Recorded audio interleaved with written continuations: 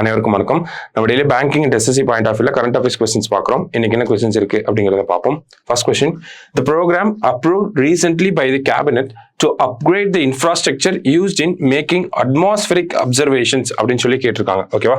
So இந்த sense atmospheric observations அப்படின்னா நமக்கு வெதரில் இருக்கக்கூடிய ஏர்லி வார்னிங் சிஸ்டம்ஸ், நமக்கு இப்போ ஒரு மழை பெய்ய போகுது அப்படின்னா அதை ஏர்லியாக ப்ரிடிக்ட் பண்ணி சொல்லக்கூடிய இந்த இன்ஃப்ராஸ்ட்ரக்சரை அப்கிரேட் பண்ணுறதுக்காக கேபினெட் வந்து ஒரு புது ஸ்கீமுக்கு வந்து அப்ரூவல் கொடுத்துருக்காங்க.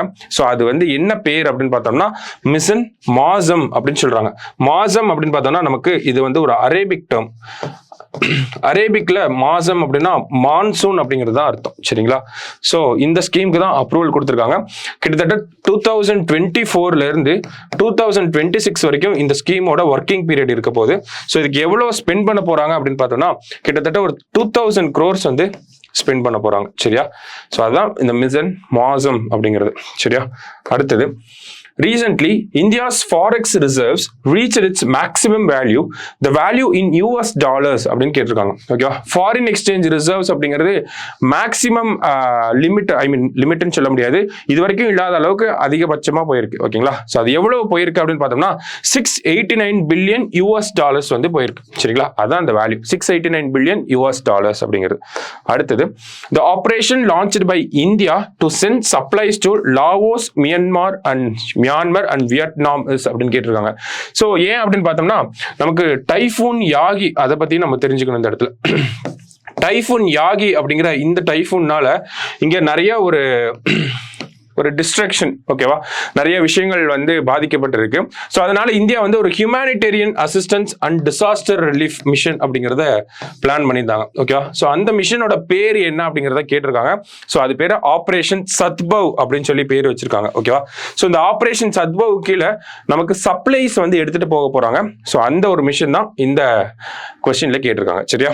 ஆப்ரேஷன் சத்பவ். அடுத்தது, GOM அப்படின்னா group of ministers to review GST rates on health and life insurance அப்படின்னு கேட்டிருக்காங்க. ஸோ ஹெல்த் அண்ட் லைஃப் இன்சூரன்ஸ்ல ஒரு 18% GST இந்தியாவில் இருக்கு. சரிங்களா? ஸோ இதை கேன்சல் பண்ணணும் அப்படிங்கிறதுக்காக ஒரு குரூப் ஆஃப் மினிஸ்டர்ஸ் வந்து அப்பாயிண்ட் பண்ணியிருக்காங்க. கேன்சல் பண்ணலாமா வேணாமா அப்படிங்கிறத ஸ்டடி பண்றதுக்காக. ஸோ அந்த குரூப் ஆஃப் மினிஸ்டர்ஸோட ஹெட், அந்த கமிட்டியோட ஹெட் யார் அப்படின்னு பார்த்தோம்னா பீகாரோட deputy chief minister Samraj Chaudhary அவர் தலைமையில தான் இந்த கமிட்டி வந்து இருக்க போகுது. சரிங்களா? அடுத்தது, SpaceX successfully conducted first commercial spacewalk using how many non-professional astronauts அப்படின்னு கேட்டிருக்காங்க. ஓகேவா? ஸோ இது என்ன மிஷன் அப்படின்னு பார்த்தோம்னா நம்ம சமீபத்தில் கூட பார்த்துருந்தோம், போலாரிஸ் டான் அப்படிங்கிற மிஷன். இந்த போலாரிஸ் டான் அப்படிங்கிற மிஷன் தான் ஃபர்ஸ்ட் கமர்ஷியல் ஸ்பேஸ் வாக் அப்படிங்கிறத ஒரு 1400 கிலோமீட்டர் ஆல்டிடியூட்ல பண்ணியிருக்காங்க. ஓகேங்களா? ஸோ இந்த போலாரிஸ் டான் மிஷனை பொறுத்த வரைக்கும் நான் ப்ரொஃபஷனல் ஆஸ்ட்ரோநாட்ஸ் தான் இந்த ஸ்பேஸ் வாக் அப்படிங்கிறத பண்ணியிருக்காங்க. அது என்ன நான் ப்ரொஃபஷனல் ஆஸ்ட்ரோநாட்ஸ் அப்படின்னா நமக்கு ஆஸ்ட்ரோநாட்ஸ்னா ப்ரொஃபஷனலாக ட்ரைனிங் எடுத்து ஸ்பேஸ்ல போய் ஸ்பேஸ் வாக் அப்படிங்கிறத பண்ணுவாங்க. நான் ப்ரொஃபஷனல் ஆஸ்ட்ரோநாட்ஸ் அப்படின்னா சிவிலியன்ஸை தான் நம்ம சொல்றோம். ஓகேங்களா?